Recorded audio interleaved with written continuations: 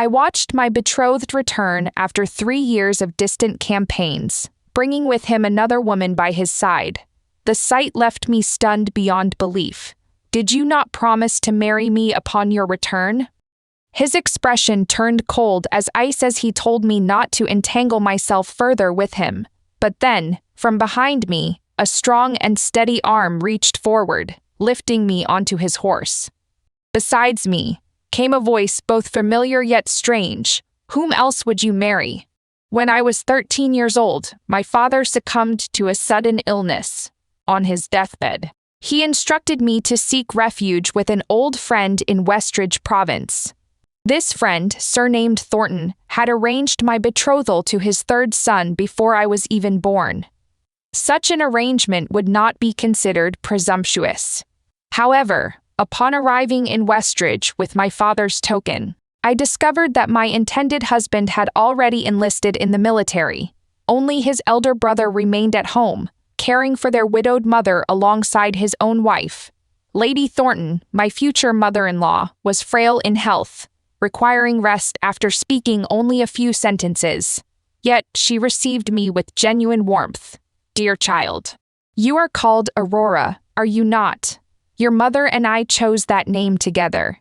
You are our third son's bride-to-be, which makes you my daughter as well. Please, settle in and make yourself at home." The Thornton family was not wealthy by any measure. They operated 2 modest rice shops, which had been entrusted to the eldest son after Master Thornton's passing. He proved to be a kind and generous man, even purchasing wine and delicacies to welcome me properly. His young daughter, Lily, who usually kept Lady Thornton company, quickly grew fond of me as well. Only his wife seemed less than pleased with my presence, so I made certain to avoid troubling her unnecessarily. After residing with the Thornton family for half a month, Lady Thornton decided to prepare winter clothing for her third son. Knowing that prolonged needlework caused her eyes to ache, I volunteered to take on the task myself. While my embroidery skills were hardly exceptional, I possessed the advantage of youth and nimble fingers. Lady Thornton examined the finished winter garments with obvious delight, her smile so broad it seemed to eclipse her eyes entirely. "Now that the clothes are completed," she suggested, "perhaps you should write to our third son as well. When he returns, you two shall be wed, and it would be wise to become acquainted beforehand." Her reasoning seemed sound, so I took up my brush and began composing my first letter. My initial correspondence was exceedingly formal. I introduced myself as his betrothed bride, arranged through our parents' agreement before birth. I explained that following my father's death, I had come to Westridge seeking refuge, and had been graciously received by Lady Thornton, who provided me with shelter and care. After filling several pages with various pleasantries and expressions of gratitude, I found myself unable to resist adding a final, more personal note. "Autumn has arrived in Westridge, and the parasol trees show their first green. I wonder, my lord, if the scenery you observe in the Northern Territories differs greatly from what we see here. My mother had passed away when I was very young, leaving me with only faint memories of her. My father had told me she came from the northern lands, a place entirely different from both Westridge and our home province, though I suspected I would never have the opportunity to see those distant territories myself. I found myself curious to hear of them from another's experience. After sealing the letter, I placed it alongside the winter clothing and took both to the courier station. The place bustled with activity, crowded with family members sending winter garments to their loved ones serving in the Northern Army. I received a delivery slip from the courier and searched for a quiet corner where I could write the recipient's military unit. However, when I attempted to complete the address, I encountered an unexpected difficulty. In my haste to depart, I had only thought to ask about my betrothed's military assignment, completely forgetting to inquire about his given name. Surely I could not simply address it to third son Thornton. Fortunately, I had brought little Lily along, as she had been clamoring for candied fruit from the street vendors. When I posed my question to her, the little girl immediately chirped out her uncle's full name in her sweet, childish voice. Marcus Thornton. I patted her head affectionately and asked if she knew which characters comprised her uncle's name, but she shook her head vigorously, like a rattle drum. Concerned about making an error, I decided to return the delivery slip temporarily, to my surprise.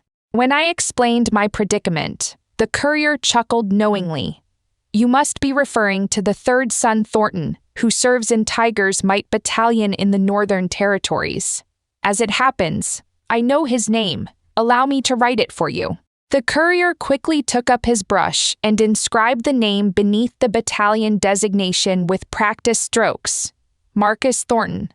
Third son Thornton's reply arrived with remarkable speed, though it proved to be rather less than courteous in tone. When did my family arrange a betrothed for me? *2 Your flattery is excessive beyond measure. *2 The Northern Territories differ vastly from Westridge. During early winter, we experience only wind and snow. But by the 12th month, the ground becomes covered with such thick ice that you could slip and slide for miles with a single misstep. You have never witnessed such conditions, have you? I examined the letter repeatedly, turning it over in my hands with growing bewilderment. Was this truly the same person Lady Thornton had described as taciturn and reserved? In our home province, taciturn and reserved men certainly did not express themselves in such a manner. Though Lady Thornton could not read, this did not prevent her from encouraging me to respond to her son's letter. Between husband and wife, she counseled, the most important element is mutual understanding of hearts and minds. If you cultivate deep feelings now, your future days together will proceed smoothly. Listen to your mother-in-law's advice, dear child. Reply to his letter, and perhaps include some pressed flower petals or leaves in the envelope. Such tokens are certain to captivate that young man completely. I stared at her in amazement. Mother-in-law, your wisdom is truly remarkable. She covered her lips and coughed gently before smiling. What wisdom is this? These are merely old tricks your mother and I used in our younger days. I am simply teaching you what she would have taught you herself. Following her guidance, I composed my response. I began by assuring him that all was well at home, mentioning that the golden osmanthus trees in our courtyard bloomed so abundantly that I had grown quite plump from eating osmanthus cakes daily. I continued by noting the differences between Westridge and my home province, explaining how Westridge bordered a great river, and how Lady Thornton had taken me on a boat during the Mid-Autumn Festival to observe magnificent floating lanterns upon the water. Finding myself at a loss for adequate words, I sketched the lantern's appearance in the margin.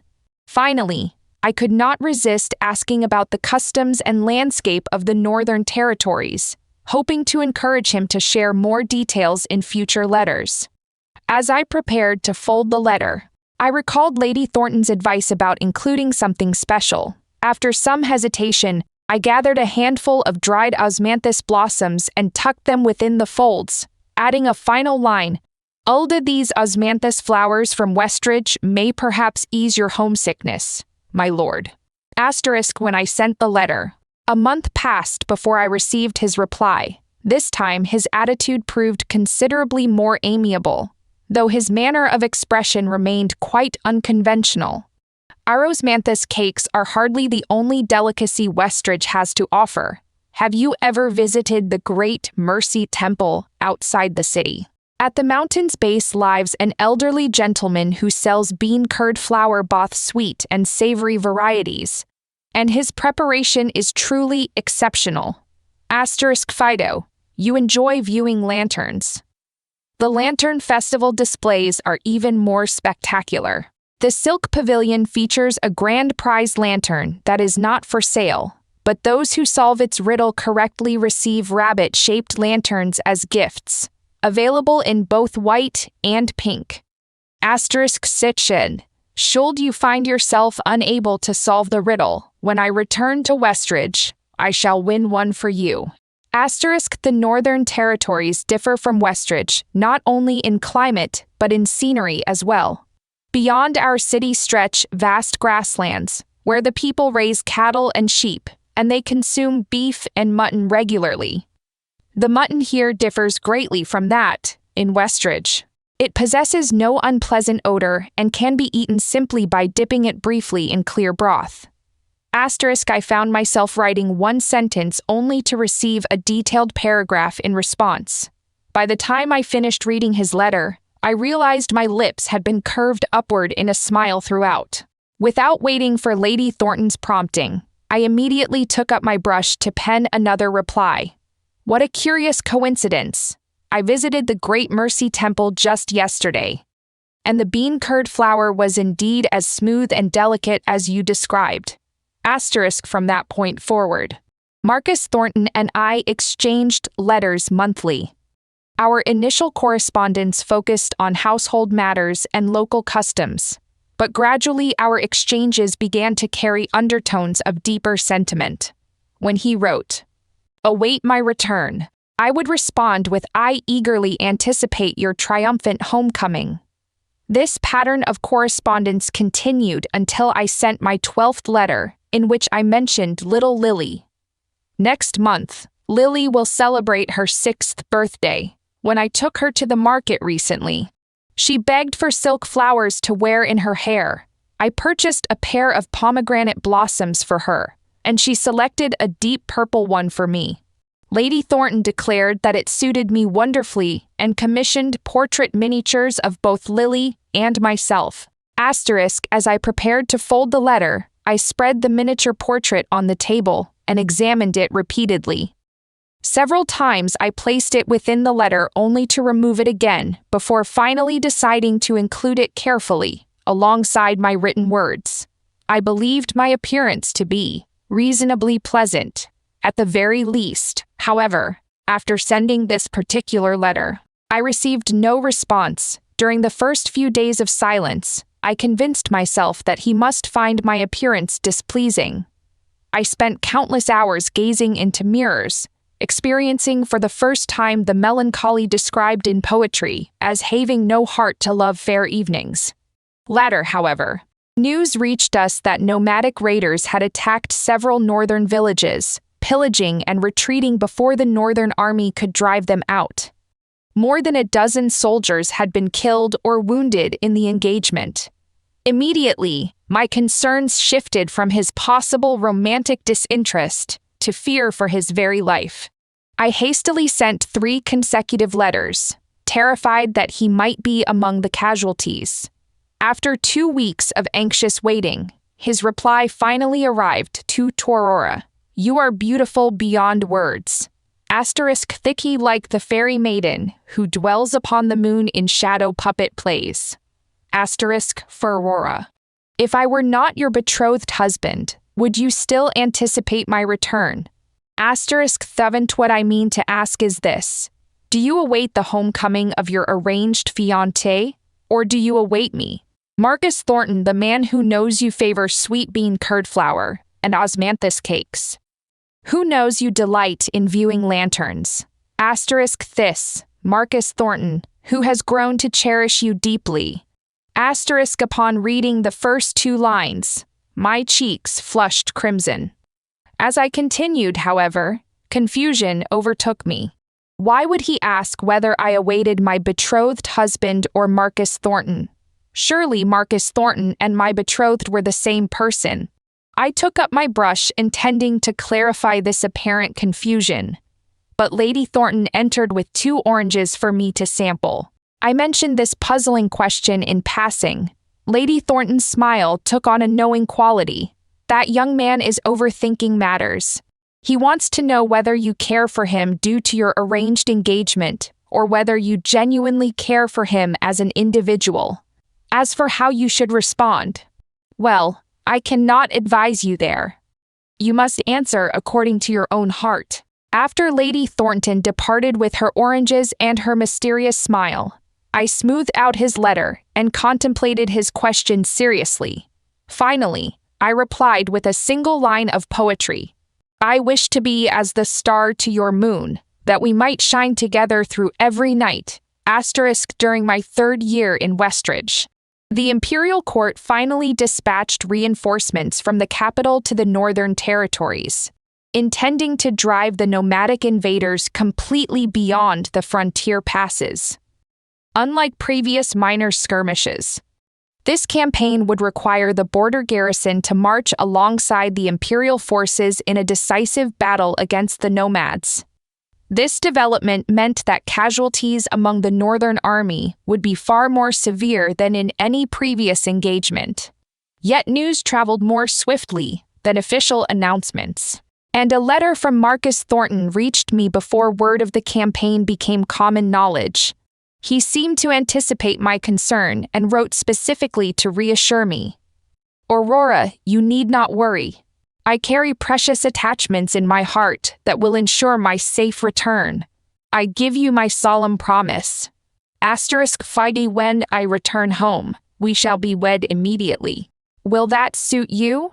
I had just finished composing my reply when a second letter arrived only days later. "Aurora, the traditional virtues imposed upon women are merely tools used by society to deceive and control them.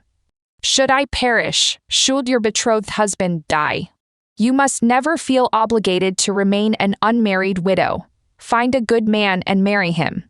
If marriage does not appeal to you, consider this. The Northern Territories embrace more liberal customs regarding women and impose fewer restrictions upon them.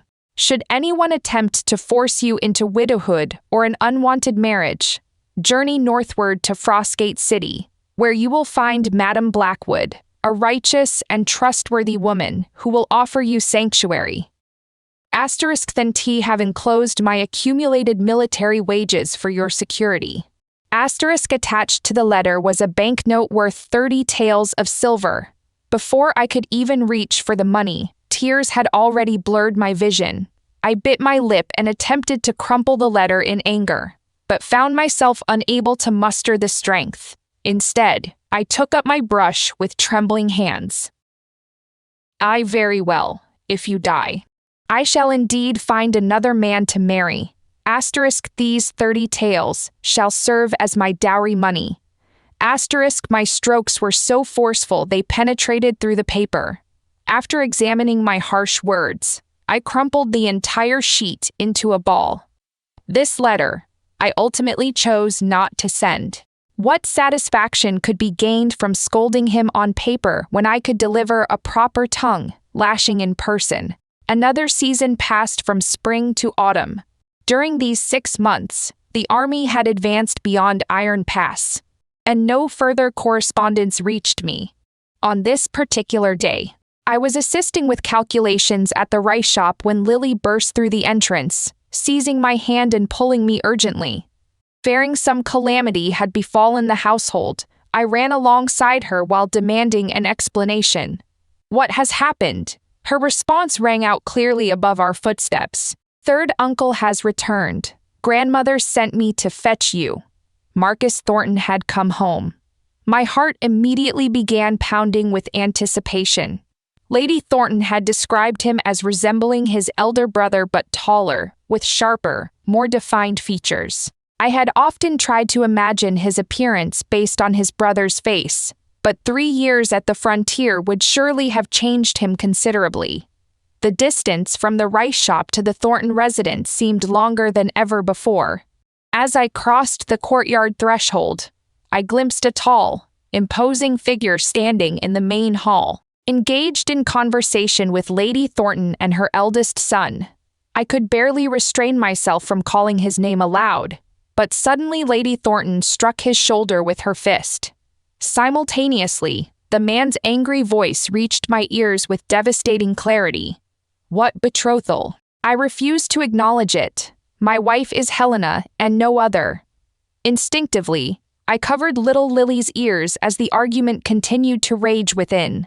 "You force an unwanted bride upon me without consideration for my feelings. Who knows what manner of woman she might be? Must I marry her whether she possesses the beauty of a goddess or the heart of a demon?" My elder brother chose his own wife freely. Why should I not enjoy the same privilege? Lady Thornton trembled with fury throughout her entire frame. When have I ever been such a rigid, unreasonable person? If you and Aurora truly lack compatibility, I would gladly acknowledge her as my adopted daughter and arrange a suitable marriage elsewhere. But you should never, absolutely never, have allowed Aurora to wait 3 years for you, only to marry another. The man's tone grew increasingly irritated. I have told you repeatedly, I remember nothing of this. Even if I did exchange letters with her, surely it was not done in earnest, but merely idle amusement. Otherwise, how could I have forgotten her entirely? I stood frozen outside the door, gradually comprehending the situation. 3 months earlier, during combat, third son Thornton had sustained a severe head injury from a nomad war club. Upon awakening, he retained no memory of events following his enlistment. He had fallen in love with Helena, a medical attendant who cared for him in Frostgate City, and now he had brought her south with him. His only intention was to inform his mother before making this woman his wife. Regardless, he declared with finality, my wife shall be Helena alone. If that other woman insists upon marrying me, she may serve as a concubine. Mother, the decision rests with you. He strode from the room and collided directly with me. I had already sent Lily away, leaving me alone in the corridor. Third son Thornton examined me with calculating eyes. You are Aurora Mills. I nodded silently, finally able to observe his features clearly. He bore no resemblance whatsoever to his gentle, fair, complexioned elder brother. This man appeared tall, dark, and angular, with a thin scar marking his jaw. Did you hear what was said just now? His expression still carried the irritation from his argument with Lady Thornton, and he spoke with brutal directness. As you can see, I already possess a beloved. Our engagement is hereby dissolved. Do not pursue this matter further. Without another word, he moved to pass me. I called after him impulsively, and he turned back with obvious impatience. What is it?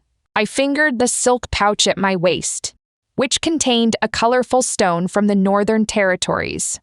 Marcus Thornton had included it with his second-to-last letter, explaining that on his first night in the North, this peculiar stone had mysteriously appeared among his bedding, suggesting some destined connection. Having few possessions in the North, he offered this stone as a token of engagement. Let it accompany you for a time in my stead. After our marriage, I shall take you to see its homeland, to see your mother's homeland as well. Would you like that? Every word remained vivid in my memory. I released a gentle sigh and regarded the impatient young man before me. Master Thornton, may I pose a single question? His expression darkened further. Ask it then.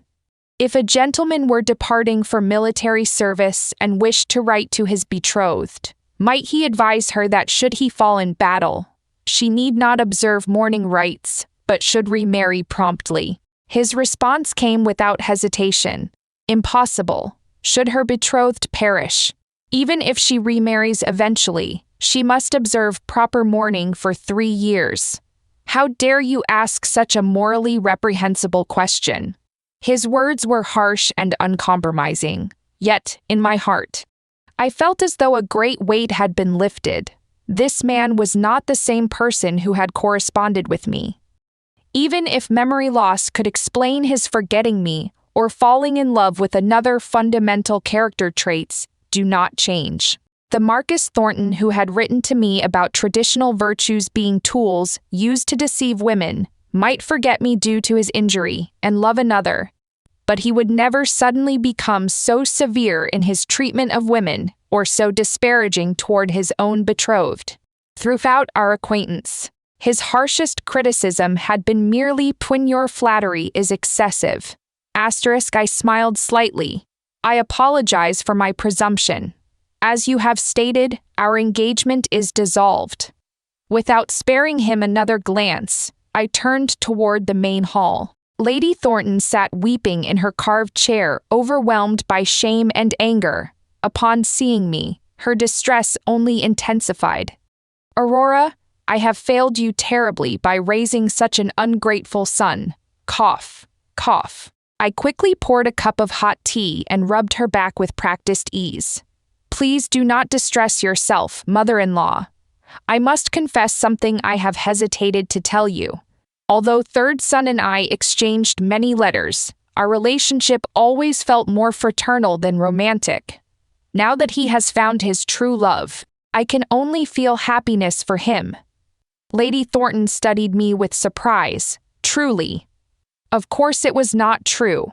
My correspondence with Marcus Thornton had progressed far beyond sibling affection. We had essentially pledged ourselves to each other. However, since I still did not know which Marcus Thornton had been writing to me, I could only speak in vague terms. Yes, truly. After consoling Lady Thornton, I hurried to the courier station to locate the clerk who had originally written Marcus Thornton's name for me. Unfortunately, he had returned to his ancestral village for a family visit and would not return for another month. Can you tell me which families named Thornton reside in Westridge? I asked desperately. The elderly station master barely glanced up from his overwhelming workload. Thornton, that is a prominent surname in Westridge. There must be at least several dozen households, if not 100. I persisted. What about Thornton families, whose sons serve in the Tigers Might Battalion in the Northern Territories? I only know of one household in Willow Lane. I cannot tell you about others. That was precisely where I lived with the Thornton family. I shamelessly pressed the old man for one final question. Can you tell me the full name of third son Thornton from Willow Lane? Which characters comprise it? Marcus Thornton, just regular Marcus and Thornton. Marcus Thornton, Marcus Thornton, Marcus Thornton. Now I understood the confusion. After thanking the station master, I returned home in a melancholy mood. Storm clouds gathered overhead, making the interior stifling, so I opened the window and retrieved the chest from beneath my bed. It contained every letter Marcus Thornton had written to me. Carefully preserved, I randomly selected one to reread. Heavy snow fell in the Northern Territories yesterday. Throughout the night, tree branches continually snapped under the weight of accumulated snow, disturbing my sleep. A fellow soldier also found himself unable to rest, so we shared childhood memories. He comes from Silverbrook Pass in the Northern Territories, the same region as your mother. I brazenly asked him to teach me some folk songs from that area. *** yellow mulberry bark shoes with rush soles, bound together with silk cords at both ends. Small children love their mothers. Grown ones love their husbands. Why not marry early and discuss household management? Thou shall keep the remainder a secret for now and sing it to you upon my return. Tears fell upon the letter, blurring the characters for yellow mulberry. I prepared to fold the letter when my eyes caught the final lines. Aurora, if I have inadvertently obtained a precious treasure, but am reluctant to return it to its rightful owner, what should I do? When I first read this passage, it seemed disconnected and puzzling. I had earnestly advised him that a gentleman should acquire possessions honorably, and if he truly treasured something belonging to another, he might negotiate with the owner, offering substantial compensation or other valuables in exchange. Now, however, it seemed he might have been speaking in metaphors. Had Marcus Thornton discovered early on that my initial letter was not intended for him? Once this thought took hold, it became impossible to dismiss. I opened each of his letters systematically, discovering that signs of our mistaken correspondence had appeared much earlier than I realized. In his 7th letter, he mentioned a pastry shop at the end of the lane. When I sought it out, no such establishment existed. At the time, I had assumed the business had simply changed hands and expressed mild regret in my response. In his 12th letter, after I mentioned Little Lily, he delayed his reply for an unusually long time before asking whether I cared for my arranged fiancé or for him personally as Marcus Thornton. I had initially attributed this to my portrait being unflattering, but perhaps Marcus Thornton had no niece named Lily in his household. Indeed, in subsequent letters, he rarely mentioned his family members, instead focusing on Northern Territories anecdotes and stories from his childhood books. He had enjoyed reading and opera performances he had loved. In his 24th letter, Marcus Thornton wrote of inadvertently obtaining a precious treasure. In his 32nd letter, he mentioned saving the treasure's rightful owner twice in battle and gathering courage to request that the owner relinquish his claim, even if this constituted taking advantage of his benefactor's gratitude, a somewhat dishonorable action. The treasure had become impossible for him to surrender. I carefully folded the letters with a gentle sigh, my confusion deepening with each revelation. If Marcus Thornton had discovered my error so early, why had he never sought me out? As I secured the correspondence, my troubled thoughts were interrupted by little Lily peering through the window. "What is wrong, dear?" I beckoned her inside. Lily approached with tears glistening in her eyes. "Third aunt, will you no longer be my third aunt?" I hesitated briefly. "From now on, I shall be your little aunt instead." She buried herself in my embrace, her voice muffled. "I do not want a different third aunt." I stroked her hair gently. "You must not speak so. Your third uncle and new third aunt would be unhappy to hear such words. Is a little aunt not just as wonderful? I shall love you just the same."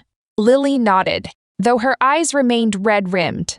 I went to the courtyard to fetch water for washing her face, but upon returning with the basin, I discovered Marcus Thornton accompanying a young woman in close-fitting sleeves as they examined my room, with Lily cowering fearfully to one side. The woman's gaze traveled from a cluster of iris on the flower stand to my face, studying me intently before her expression gradually darkened. "You are Aurora Mills, Miss Helena," I countered while reassuringly patting Lily's shoulder. "Indeed." Helena responded curtly. "I have heard about your situation with third son. Since you have agreed to dissolve the engagement, you certainly cannot continue residing in the Thornton household." Marcus Thornton appeared startled. "Helena, did we not agree she would merely relocate to the western rear quarters?" "I dislike her," Helena declared bluntly. "With her ornamental hairpins and jewelry, she looks like a seductive fox spirit."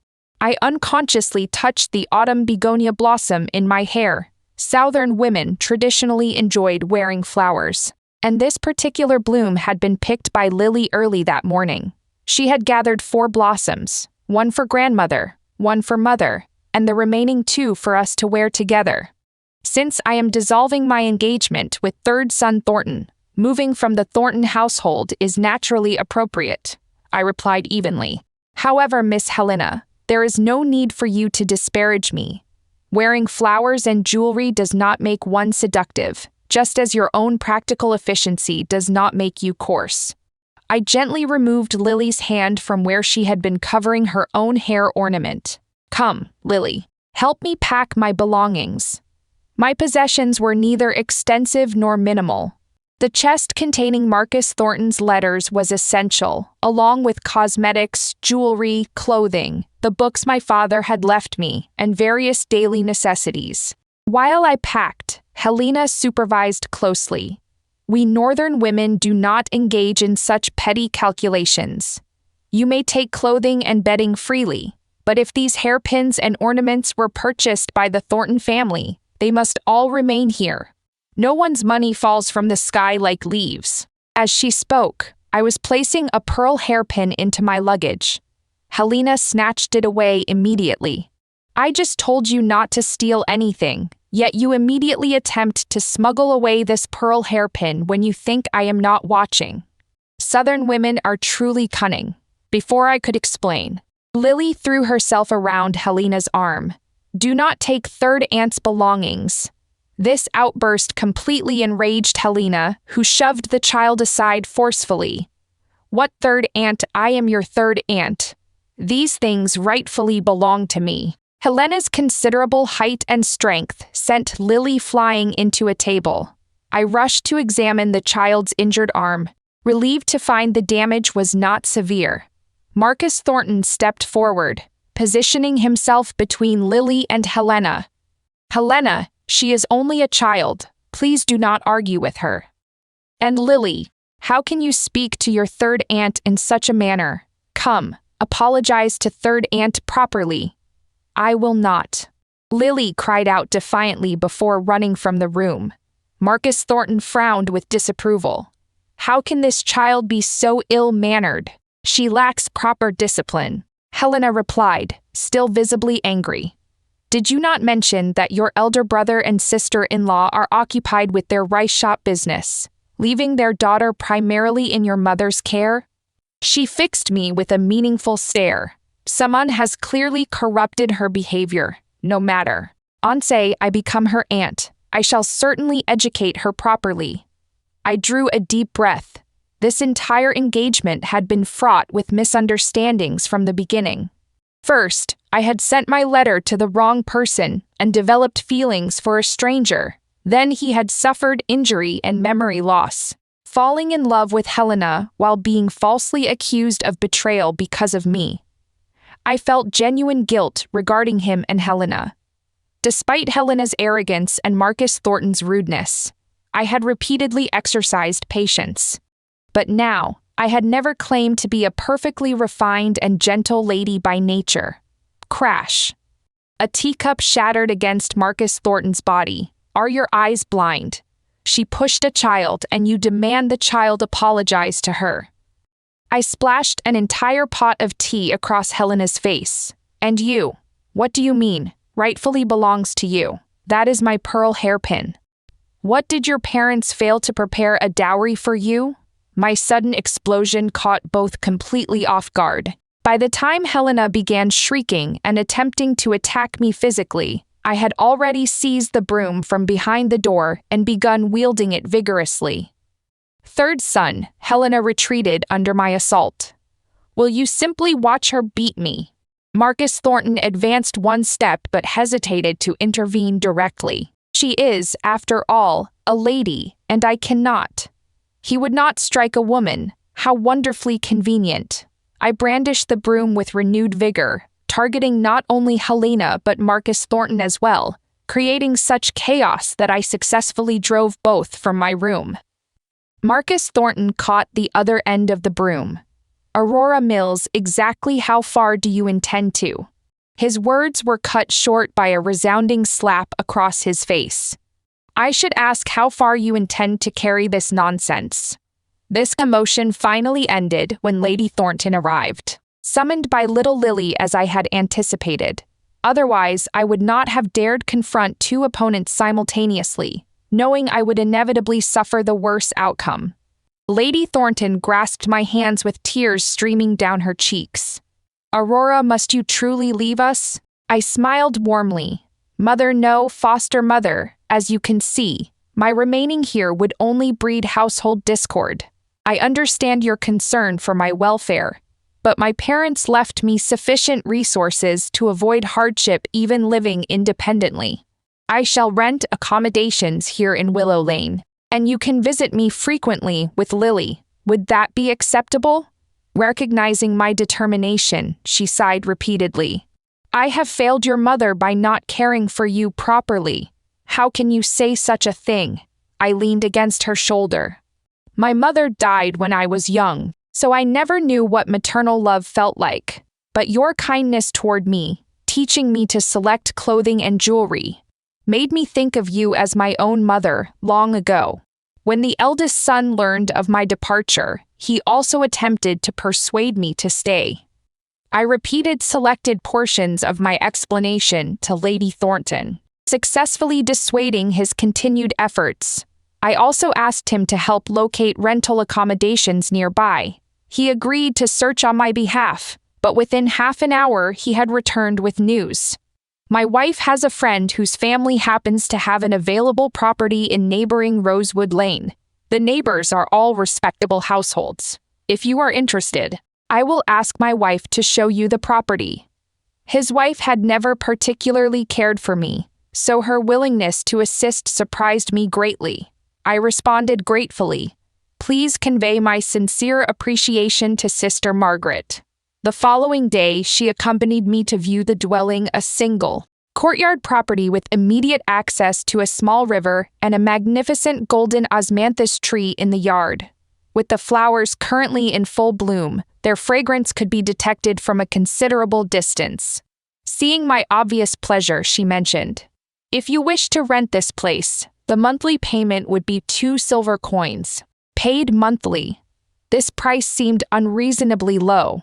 From examining other rental notices recently, even a single rear room typically costs 2 silver coins monthly, let alone an entire private courtyard so conveniently located near the main street. Before I could object, she continued, "This is not charity. The location is convenient to our rice shop, and with my current pregnancy, I need your assistance with bookkeeping.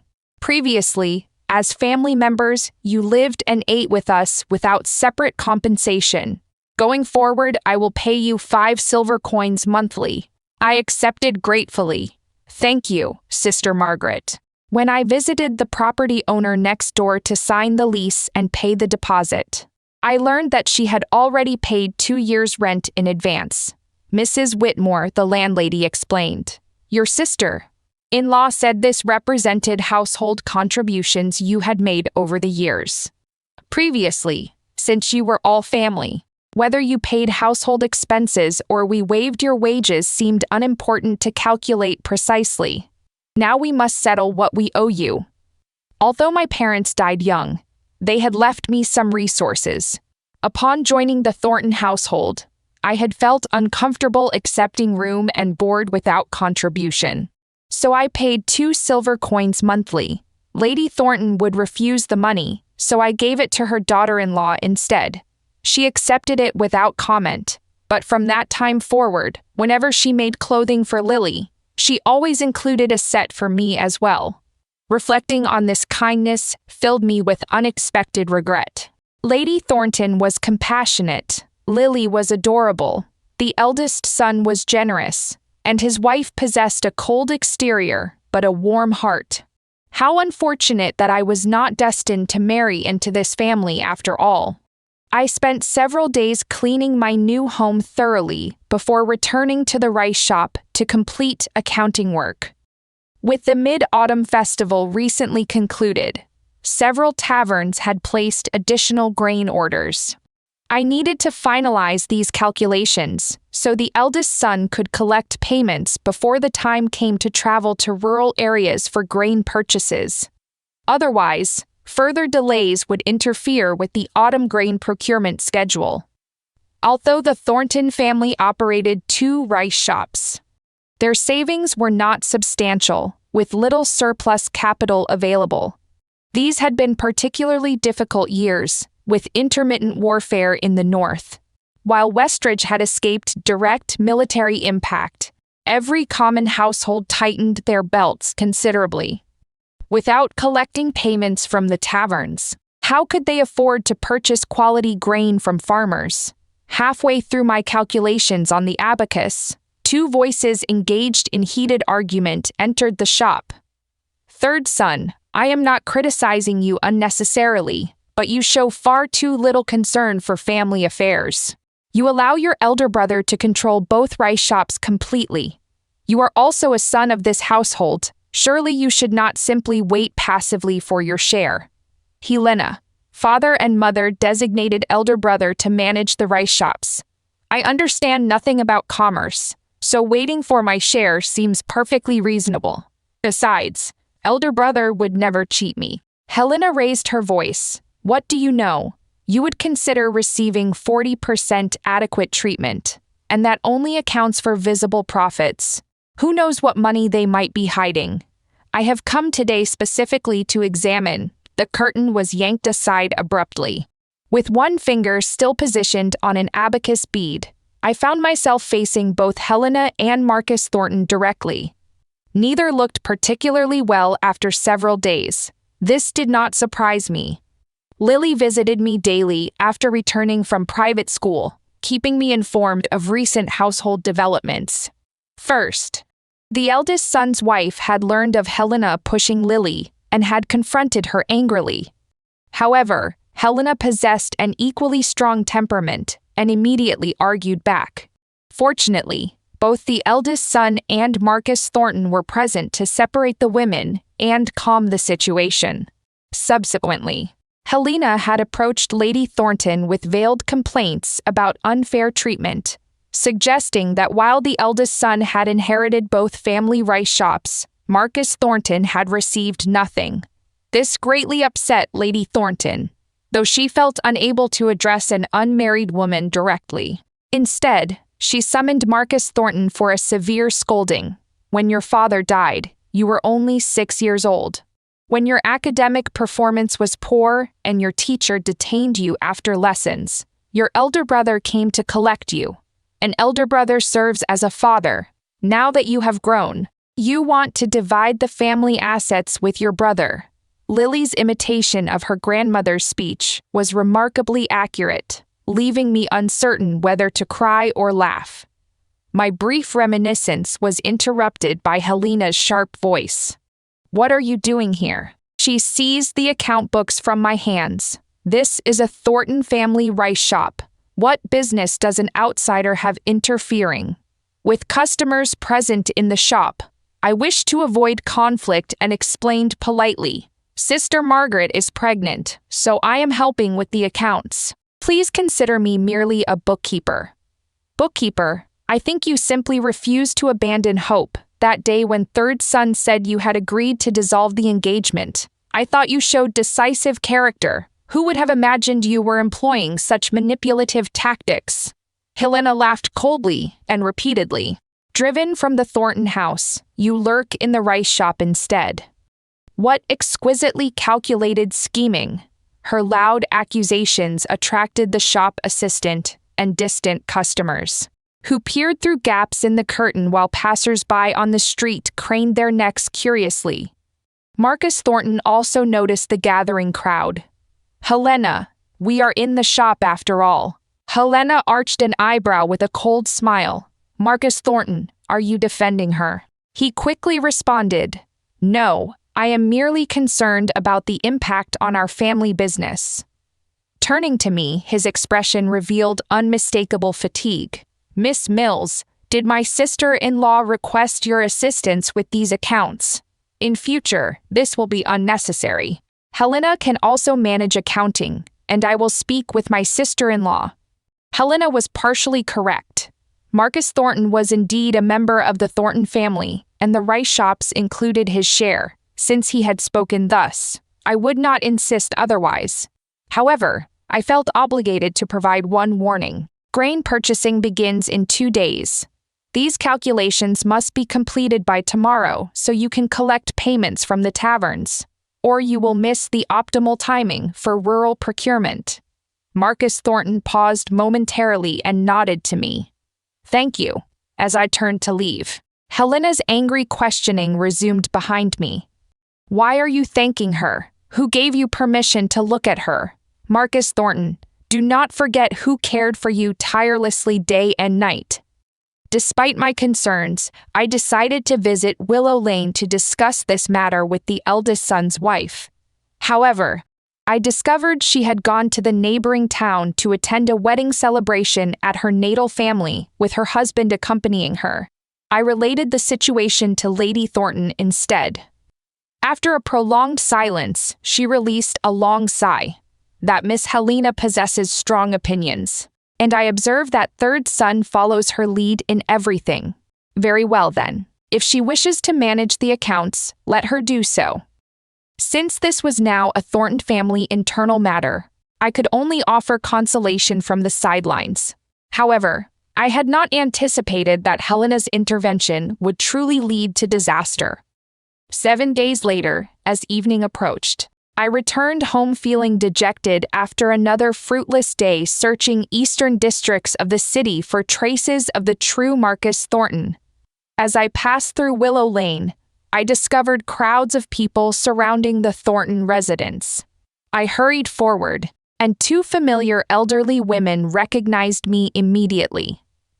Aurora, the Thornton family has encountered serious trouble. Before I could inquire further, I heard Lily's crying from within the house. Forgetting everything else, I desperately pushed through the crowd. The two women, unaware of my dissolved engagement with Marcus Thornton, assisted my efforts with loud calls, "Make way, make way." Third son Thornton's bride-to-be is here. The main hall was equally chaotic. Marcus Thornton knelt on the ground between two burly men, while Lady Thornton held Lily protectively as several broad-shouldered women surrounded them menacingly. Without understanding the situation, I instinctively charged forward, breaking through their circle to shield Lady Thornton and Lily. "What do you think you are doing?" One woman, who had once asked me to write letters to her son serving in the Northern Army, restrained her companions while advising me, "Miss Mills, I know you have dissolved your engagement with third son Thornton. You should leave immediately and avoid becoming entangled in the Thornton family's troubles." Lady Thornton also pushed me away gently. "Aurora, she speaks correctly. Please depart quickly." I shook my head firmly and grasped Lady Thornton's hand. "You must at least explain what has happened." From Lady Thornton's account, I learned the sequence of events. Helena had indeed taken control of the accounting, but failed to complete the calculations within the required timeframe. Instead, she had thoroughly confused the organized records I had prepared. When the eldest son's wife returned from her family celebration, she spent an entire night attempting to restore order while pregnant, but could not clarify the accounts. Since the timing for rural grain purchases could not be delayed further, she had liquidated all household savings and pawned several pieces of jewelry to accumulate 26 taels for her husband's expedition. Given the current instability, travelers typically hired armed escorts for protection during such journeys. However, with limited funds available, the eldest son had economized by hiring only 6 laborers without professional guards. Tragically, they encountered bandits who not only stole their grain but also caused casualties.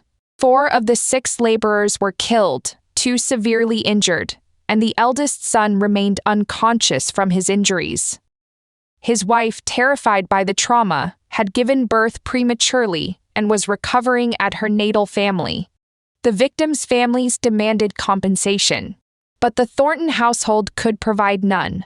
The money originally taken for grain purchases had been stolen, and after pawning Lady Thornton's and the daughter-in-law's remaining jewelry, plus borrowing 1 tael from the wife's family, they barely had sufficient funds for medical treatment for the eldest son and the 2 wounded laborers. "Without money, sell the shops," one woman shouted angrily.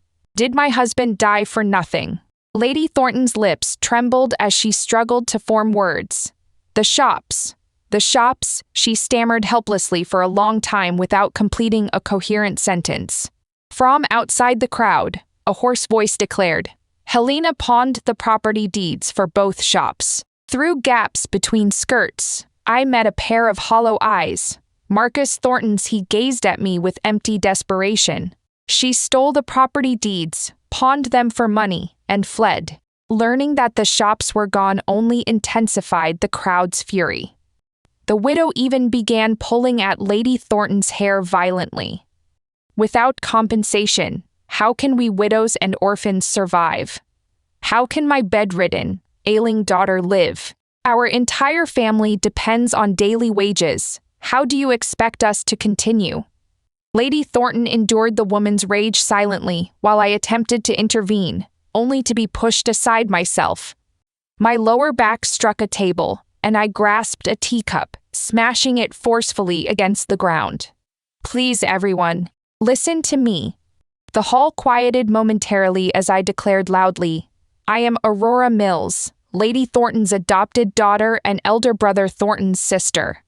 Since the Thornton family currently cannot provide full compensation, I shall offer partial payment immediately." Several women and men exchanged uncertain glances before the aggressive widow slowly released her grip and questioned me. Are you speaking truthfully? I nodded firmly. Absolutely true. According to legal statutes, employers owed 12 taels for each worker's death, plus 2 taels for funeral expenses, and 8 taels for each injured worker, plus 1 tael for medical costs. 6 laborers had accompanied the eldest son, 4 dead, 2 wounded. I quickly calculated the total obligation. The Thornton family owes 74 taels total. I can provide 20 taels immediately as partial payment, with promissory notes for the remainder. I asked Lily to bring paper and ink, then wrote 6 separate notes. When Lady Thornton attempted to place her seal, I stopped her and handed the documents to Marcus Thornton, who had been staring at me fixedly since the 2 guards released him. The men freed him, and he accepted the notes silently, pressing his seal to each one with deliberate precision. Uncle Williams, Aunt Foster. His voice remained hoarse as he distributed the promissory notes. Our family truly lacks ready funds currently. However, I acknowledge every debt owed to you and ask only for time to arrange payment. As neighbors, and with my 20 taels as initial compensation, the creditors eventually agreed to extend the deadline for 2 months. After the protesters dispersed, I instructed Lily to help Lady Thornton rest, then gave Marcus Thornton 1 additional tael. Visit your sister-in-law's family and assure her that she should focus on recovery without worry. When she completes her confinement month, your elder brother and I will collect her together. Marcus Thornton held the silver pieces, staring at me with bewilderment. My patience with him remained limited. Go immediately. He studied the broken silver in his palm, slowly closing his fingers around it. Aurora Mills, I am indebted to you. Certainly, I replied without looking at him while walking toward the eastern room. All of this must be repaid. I located the account books in the eastern room. Time was critical. The eldest son required medicine, and the injured laborers could not wait. I lit a lamp and spread the books before me, calculating entry by entry. The rice shop accounts were relatively straightforward, but complications arose because the illiterate workers used circles and squares to represent different orders from various establishments, making their system difficult to decipher. The taverns operated on 2-month billing cycles, and with the recent Mid-Autumn Festival, each establishment had placed multiple additional orders with varying payment methods. My calculations continued until deep into the night. When the candle flame flickered twice, someone placed a bowl of sweet rice wine beside me. Assuming it was Lady Thornton, I began, "It is so late." You should, looking up, however. I met Marcus Thornton's face instead. "Why are you here?" I asked, my friendly expression disappearing. He seemed uncomfortable. "I am also literate. Is there anything I can help you with?" "Indeed there is." I showed no courtesy, tossing him a stack of ledgers and indicating specific pages. "Copy these entries onto this sheet. No errors. The Golden Vine manager is extremely strict and will require complete transcription for any mistakes." He nodded, settled across from me, and began copying. I resumed my abacus work, recording 2 more entries before he spoke again. "Aurora, please eat something." I frowned. "Do not address me so familiarly. We are not that close." He paused. Yes, I was presumptuous. I was indeed hungry, so I sipped the rice wine before continuing my calculations. When the first rooster crowed, I finally set down my brush. Marcus Thornton remained seated across from me. Without ceremony, I handed him the final establishment's accounts for copying while I went to rest briefly in Lily's room. I slept until noon, then emerged to find the main hall empty. From my inner garment, I retrieved 2 taels of silver to give Lady Thornton. She refused repeatedly, but I grasped her hands firmly. "This is money you secretly placed in my luggage when I moved away. With the family needing food and your eldest son requiring medicine, please use it now, when circumstances improve. You can give me generous New Year gifts instead." "Aurora, Tears flowed from Lady Thornton's reddened eyes. We owe you everything. I used my handkerchief to dry her tears. When you took me in, I did not cry like this, so you should not cry either. The 3 taverns paid a total of 32 taels. Lady Thornton, Marcus Thornton, and I decided to settle accounts with the 2 injured workers first, then pay the families of the deceased with the remainder. 22 taels remain outstanding. How do you plan to address this? I asked Marcus Thornton as we returned from delivering payments. The shop retains some stored grain that I have negotiated to sell to tavern managers at reduced prices, approximately 8 taels. I also inquired at the military office about compensation, and the court will distribute reward money totaling roughly 2 taels. His voice grew hoarse. For the remaining 12 taels, I intend to join the far-reaching escort agency on a mission to Stonehaven. The route is dangerous, but survivors receive 10 taels, and families of the deceased receive 16. I nodded without further comment. After delivering the silver, we walked home single file. As we approached the entrance, he called to me, "Miss Mills, could you wish me safety?" I turned to observe him. The young man's eyes were shadowed with dark circles, deep lines creased his forehead, and his earlier arrogance had completely vanished. "Naturally, you must remain safe," I replied. "Lady Thornton and your elder brother both need you. If the money Helena stole cannot be recovered, you must earn enough to redeem the property deeds. Oh, and you must also repay my loan. After all, no one's money falls from the sky, correct?" His expression shifted through various emotions before he finally said, "Thank you." Marcus Thornton departed with the far-reaching escort agency the following day. I informed Lady Thornton honestly of his plans. She staggered briefly, murmuring, "Alas, it is all fate." From that day forward, Lady Thornton began maintaining a vegetarian diet, praying for her eldest son's swift recovery and Marcus Thornton's safe return. Her devotion influenced both Lily and me to memorize several Buddhist verses. Perhaps Lady Thornton and Lily's sincere prayers proved effective. On the 3rd day after Marcus Thornton's departure, the eldest son regained consciousness. I was departing to summon a physician when the courier station clerk called to me. He was the same man who had written my original letter, and his face bore a broad smile as he waved an envelope at me. "Miss Mills, why have you not visited recently? Your 3rd son has sent another letter." I opened the letter immediately at the courier station, barely able to contain my eagerness. The message was brief, suggesting the writer had composed it hastily. "Aurora, greetings upon reading this letter. *2 you must have met Marcus Thornton by now.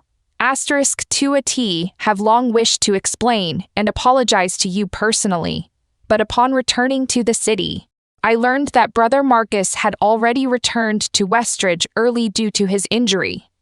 Please forgive my narrow-mindedness. Thou he has agreed to dissolve his engagement with you, my beautiful and pure Aurora. I simply cannot feel at ease, so I write to explain the circumstances. Though I am called Adrian Thornton, a Westridge resident, living in Moonlight Terrace, 3rd in my family, also known as 3rd son Thornton. Perhaps due to this similarity, through some misunderstanding, I received your letters. Initially, I assumed my family had indeed arranged an engagement for me. Only when you mentioned your niece Lily in a letter did I realize something was amiss. After receiving your correspondence, I wrote home for clarification, learning that no engagement had been arranged. I asked my elder brother to investigate further, eventually tracing the matter to Willow Lane, where I finally understood the situation. I felt conflicted. Stealing another's treasure is hardly gentlemanly conduct. Yet, Aurora, I found myself utterly unable to relinquish my feelings for you. I continued our correspondence while pretending ignorance, becoming increasingly unable to extricate myself from these emotions. Asterisk thudden. Then one day, while on joint patrol with your true betrothed, Marcus Thornton, we encountered a nomad night raid. At a critical moment, I rescued him from a nomad's blade. Brother Marcus expressed profound gratitude, and a dishonorable thought formed in my mind. Asterisk Siving having saved him twice. I took advantage of his gratitude to request that he dissolve his engagement with you. Asterisk though surprised, Brother Marcus agreed to end his engagement with you upon returning home. Asterisk the Fred time being short, I must accompany the army to the capital for imperial recognition and cannot return to Westridge immediately. So I write to explain, asterisk Fedi Aurora, though my actions were dishonorable, my feelings for you are entirely genuine. Please, I beg you to grant me an opportunity to explain in person, to apologize, and to express my devotion. Asterisk Fedi may I be as constant as wind, and you as constant as moon, that our radiance might shine together through every night. Asterisk Adrian Thornton. Asterisks Mills. The courier observed my expression carefully. What troubles you? Is there bad news? I raised my face, feeling wetness across my cheeks, only then realizing I had been crying throughout my reading during these past 2 weeks. While searching the entire city for Adrian Thornton and managing Lady Thornton and the eldest son's affairs, I had little time for excessive contemplation. Yet during sleepless moments and midnight awakenings, was my heart not constantly occupied with thoughts of this man? I feared his betrayal, feared receiving no news, and even more, feared he might not be well. These thin pages, these few sentences, miraculously soothed all my anxiety and uncertainty. I used my handkerchief to dry my tears and smiled at the courier. Everything is wonderful, Brother Davidson. Third son will be returning home, and when he does, I shall ask him to treat you to wine. From that letter onward, hope dawned like flowers after winter. The physician examined the eldest son and declared that he was past danger. With proper rest for half a month, he would recover completely. Lady Thornton and Lily embraced the eldest son joyfully, weeping for a long time. The eldest son comforted his mother and daughter, then extended his hand to me, placing my hand on Lady Thornton's shoulder through his sleeve. Sister, thank you for everything. I shook my head, but before I could respond, Lady Thornton turned and drew me into her arms, declaring through her tears to the eldest son, "From now on, Aurora shall be a true sister to you and your wife. If you show her the slightest discourtesy, I shall find no peace even in death." The eldest son immediately replied, "Mother, please do not worry. Forget about you. Even if heaven itself demanded it, I could never treat Aurora poorly." I heard these same sentiments echoed by his wife upon her return. "Aurora, you are our family's benefactor, and no gratitude could be excessive. While honest family members settle accounts clearly, and we will certainly repay every coin you have loaned us with interest. From this day forward, my husband and I shall serve as your natal family. Should you choose to marry, we will send you off grandly. Should you choose not to marry, you may remain with us, and I shall support you like my own sister." Good fortune indeed comes in pairs. The day after the eldest son's wife returned home, officials from the county courthouse arrived to announce that Helena had been captured. I did not go to see her, but the eldest son's wife went with considerable anger, returning with a surprisingly melancholy expression. Helena had never actually left Westridge. She had pawned the deeds and fled under cover of darkness, unaware that Westridge, unlike the Northern Territories, enforced evening curfews prohibiting civilian movement after dark. In other words, what respectable person would be walking the streets after curfew? Within 1 block of her escape, Helena encountered patrolling guards. Panicking, she took refuge in a partially open courtyard. That household, the eldest son's wife explained, contained 3 unmarried men. The elder had harmed his wife and gained a terrible reputation. making it impossible for the younger two to find brides. When a reasonably attractive woman carrying banknotes in her shoes suddenly appeared in their courtyard at midnight. Her voice carried reluctant sympathy. Though I could gladly see justice done. She committed crimes that deserve judgment by proper authorities, not such treatment. I cannot feel pleased about this turn of events. The thought that such evil men exist within Westridge terrifies me. The magistrate must severely punish those 3 criminals. I nodded solemnly, feeling equally heavy-hearted. Had Helena fled and been killed by bandits, I might have declared it evil meeting its reward, perhaps even retribution for her indirect role in the laborers' deaths. But encountering such a fate filled every woman with dread. After we sat in somber silence, she changed the subject. Fortunately, those criminals had not yet spent the money. We recovered 170 taels intact. I visited the pawn shop. The 2 property deeds were pawned for 198 taels, and redemption requires 206 taels. She produced a 20-tael banknote from within her clothes and placed it on the table. My husband and I discussed this. From the 170 taels, 12 will go to the victims' families, 20 to repay you, and we owe you an additional 5 taels in interest. Please be patient regarding those 5 taels until our circumstances improve. Sister Margaret, I am not pressed for money, I said, attempting to return the banknote. She shook her head firmly, pressing it back into my hands with finality. I said, honest family members settle accounts clearly. I am not being unreasonably stubborn. We asked at the pawn shop, paying 100 taels initially allows us to extend the redemption deadline by 2 years. With the war concluded, life will certainly improve gradually.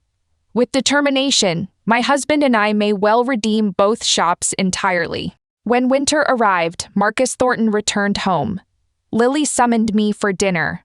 Upon entering the house, I found Marcus Thornton kneeling before Lady Thornton. He appeared even thinner and darker, but thankfully retained all his limbs, though extending his hands revealed 2 missing fingers.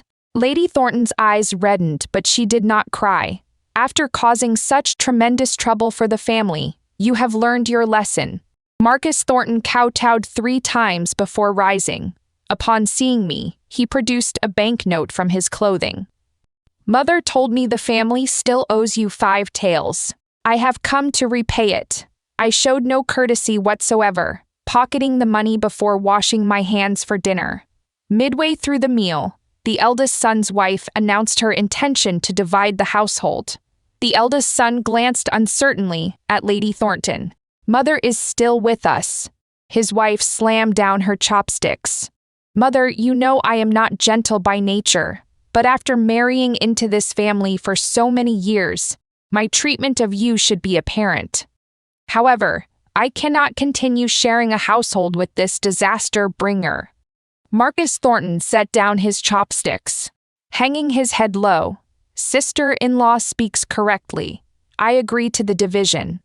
Ultimately, the eldest son and Marcus Thornton did separate their households. Perhaps guilt influenced his decision. He claimed virtually nothing, leaving the rice shops and main residence to his elder brother, while taking only a small room at the outer edge of the courtyard. Separated by a single wall, they became completely distinct families.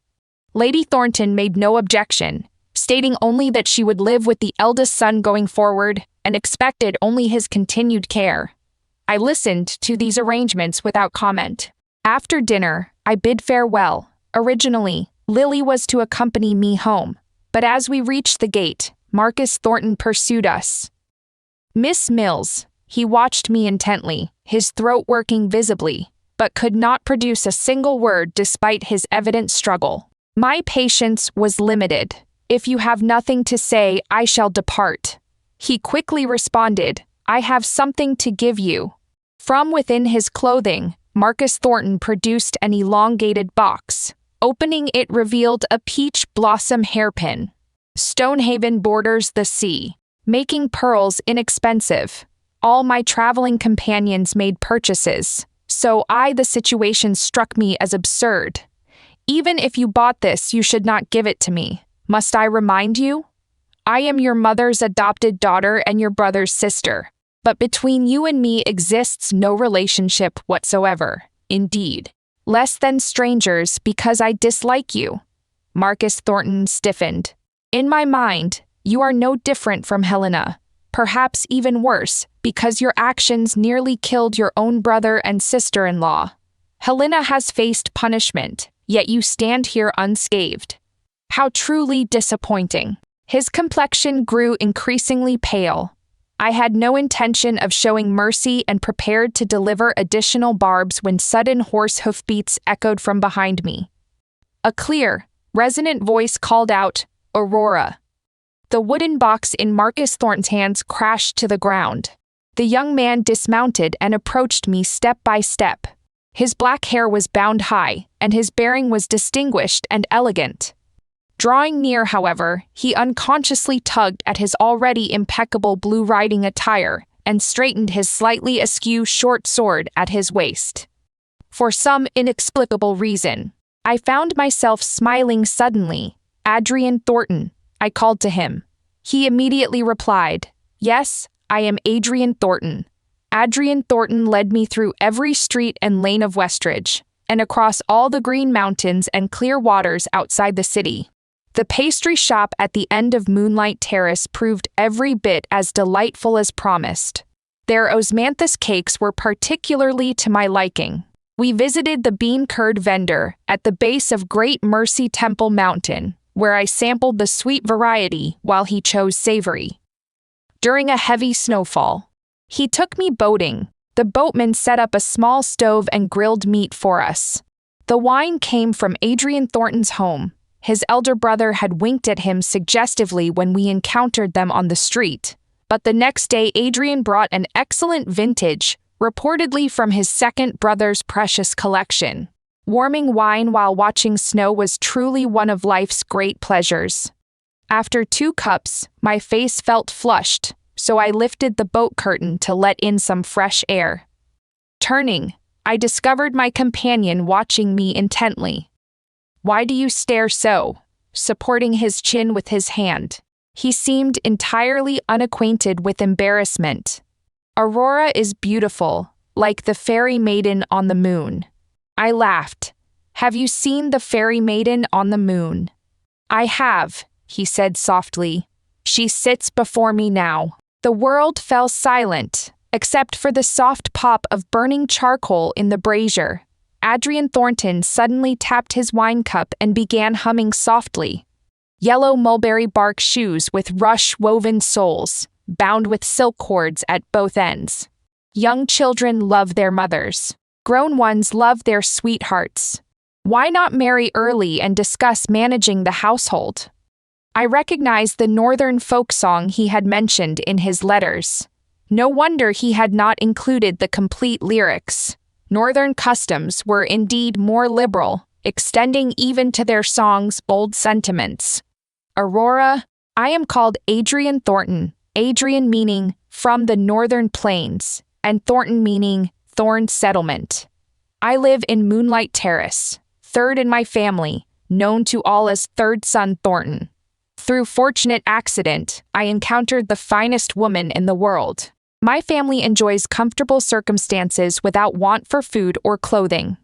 Following my recent imperial recognition, I have been appointed Assistant Guard Commander, a ceremonial position providing 1 tael and 800 coins monthly stipend plus 5 bushels of salary rice, all to be entrusted to my wife. The imperial reward money, combined with family contributions, has purchased a small courtyard in Moonlight Terrace, with the property deed also to be placed in my wife's keeping. After marriage, we will first journey to your home province to honor your parents' memory, then travel north to view the Northern Territories' scenery." His face finally revealed a trace of nervousness. "Tell me, Aurora, would the finest woman in the world consent to marry me?" "The finest woman in the world says she would be delighted to."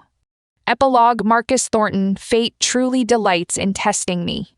The year I enlisted, My mother informed me that Aurora Mills's father was gravely ill and might not survive much longer. She had sent one tael of silver with a message that should anything happen, the young woman should come live with our family. At the time, I felt nothing about this news.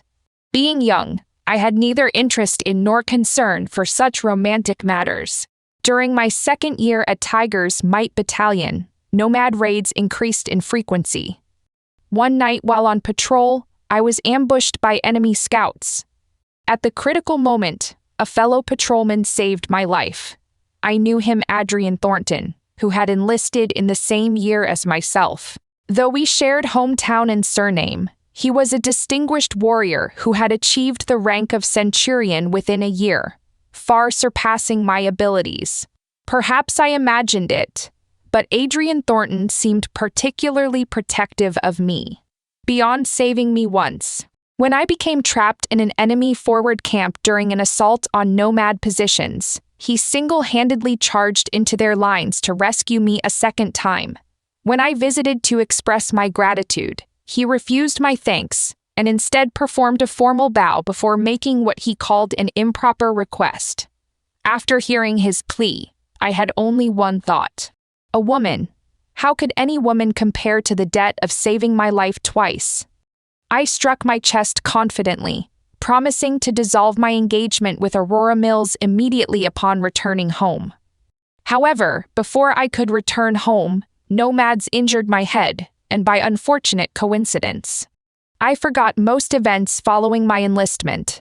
The military physician Helena had a bold, straightforward character. From the time of my injury, she cared for me tirelessly day and night. I was deeply moved, understanding romantic attraction for the first time. On the night before my recovery and departure for home, emboldened by wine, we became intimate. Helena looked at me with tears in her eyes, displaying vulnerability that contradicted her usual strong exterior. I immediately decided to bring her home with me. Only upon arriving home did I learn that I had a betrothed who had waited 3 years for my return. Compared to Helena, that betrothed was merely a stranger. I quarreled furiously with my mother and stormed from the house, only to encounter Aurora Mills directly. I stood in stunned confusion for a considerable time. Aurora Mills was indeed beautiful, perfectly matching her poetic name, but I already had Helena. I coldly demanded that she dissolve our engagement. Aurora Mills did not answer but instead posed a different question. She asked whether if one's betrothed died, his bride might immediately seek another marriage. What did she mean? A surge of inexplicable anger arose had she originally planned to remarry immediately upon news of my death. Before I could think clearly, the words shameless and lacking virtue escaped my lips. Yet Aurora Mills showed no anger. Instead, she appeared relieved and agreed to dissolve our engagement. For reasons I could not understand, rather than feeling liberated, I experienced a sharp, indefinable pain. I already had Helena, I reminded myself again.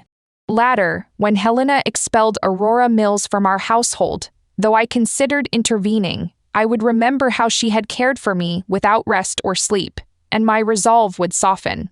Taking advantage of my weakness, Helena grew increasingly bold. First, she encouraged me to divide our family assets, then extended her influence to our rice shops. I made the worst decision of my life. I told Aurora Mills that Helena could also manage accounts and asked her to surrender the ledgers to Helena. I never imagined that Helena had deceived me completely. She could barely recognize written characters. How could she possibly manage accounts? She thoroughly confused the organized records.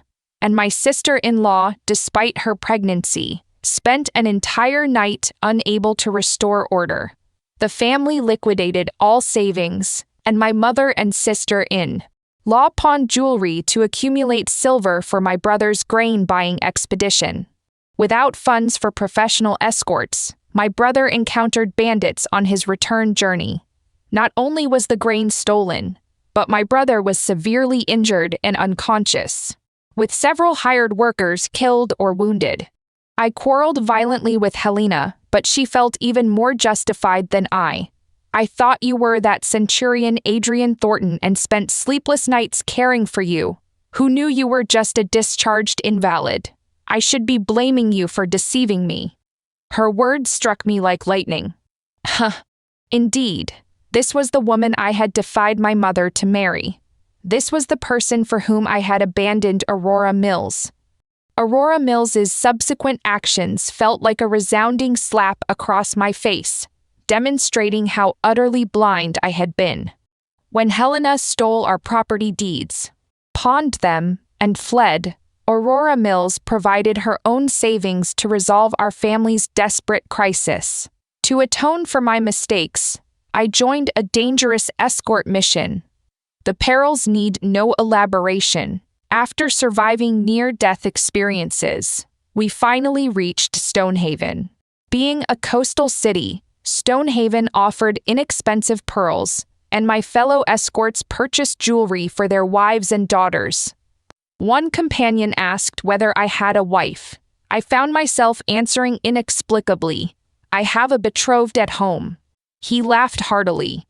"Then you must join us. Choose a magnificent pearl hairpin for your betrothed."